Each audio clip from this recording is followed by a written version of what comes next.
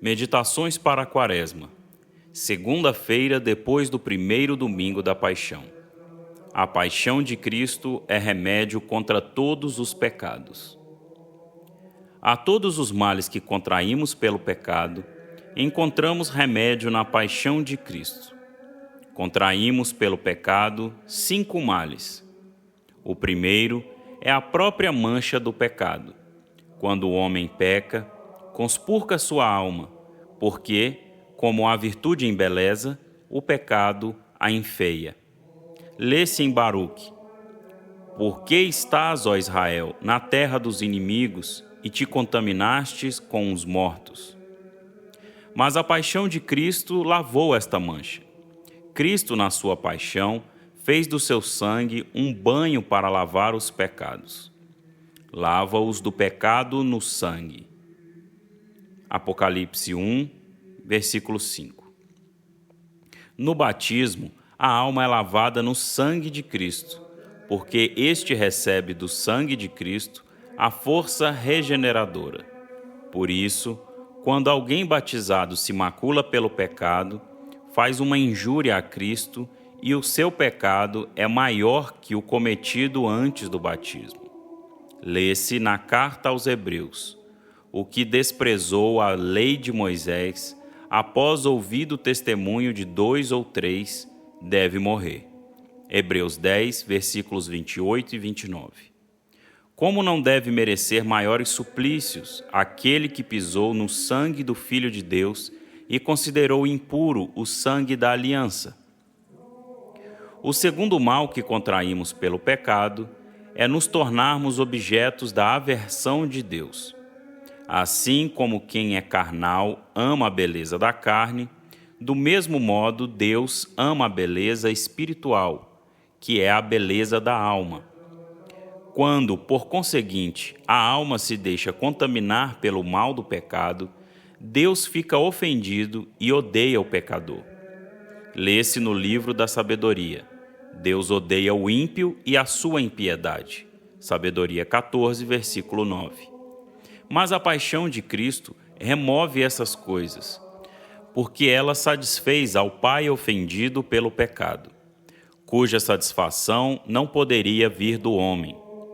A caridade e a obediência de Cristo foram maiores que o pecado e a desobediência do primeiro homem.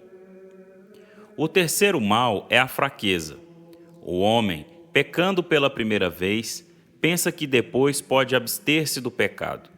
Acontece, porém, o contrário. Debilita-se pelo primeiro pecado e fica inclinado a pecar mais. O pecado vai dominando cada vez mais o homem, e este, por si mesmo, coloca-se em tal estado que não pode mais se levantar.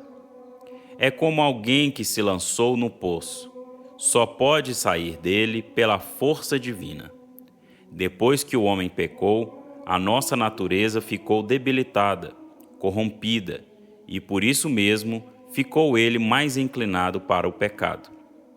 Mas Cristo diminuiu essa fraqueza e debilidade, bem que não as tenha totalmente apagado. O homem foi fortalecido pela paixão de Cristo e o pecado, enfraquecido, de sorte que esse não mais o dominará. Pode, por este motivo, auxiliado pela graça divina, que é conferida pelos sacramentos cuja eficácia recebem da paixão de Cristo, esforçar-se para sair do pecado.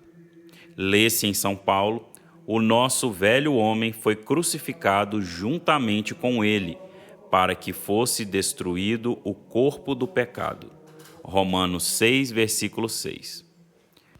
Antes da paixão de Cristo, poucos havia sem pecado mortal, mas, depois dela, muitos viveram e vivem sem pecado mortal. O quarto mal é a obrigação que temos de cumprir a pena do pecado. A justiça de Deus exige que o pecado seja punido, e a pena é medida pela culpa. Como a culpa do pecado é infinita, porque ela vai contra o bem infinito, Deus, cujo mandamento o pecador desprezou, também a pena devida ao pecado mortal é infinita. Mas Cristo, pela sua paixão, livrou-nos dessa pena, assumindo-a ele próprio. Confirma-o São Pedro. Os nossos pecados, isto é, a pena do pecado, ele carregou no seu corpo. 1 Pedro 2, versículo 24. Foi de tal modo exuberante a virtude da paixão de Cristo, que ela só foi suficiente para expiar todos os pecados de todos os homens, mesmo que fossem em número de milhões. Eis o motivo pelo qual aquele que foi batizado foi também purificado de todos os pecados. É também por este motivo que os sacerdotes perdoam os pecados. Do mesmo modo, aquele cujo sofrimento mais se assemelha ao da paixão de Cristo consegue um maior perdão e merece maiores graças. O quinto mal contraído pelo pecado foi nos termos tornados exilados do reino do céu. É natural que aqueles que ofendem um rei sejam obrigados a sair da pátria. O homem foi afastado do paraíso por causa do pecado. Adão, imediatamente após o pecado, foi expulso do paraíso, e sua porta lhe foi trancada. Mas Cristo, pela sua paixão, abriu aquela porta e novamente chamou os exilados para o reino. Quando foi aberto o lado de Cristo, foi também a porta do paraíso aberta. Quando o seu sangue foi derramado, a mancha foi apagada.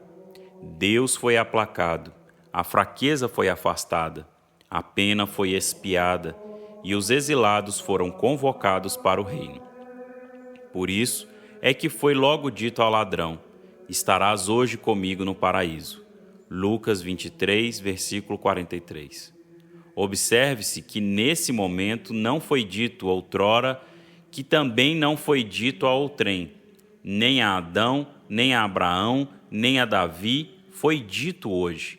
Isto é, logo que a porta foi aberta e o ladrão pediu e recebeu perdão.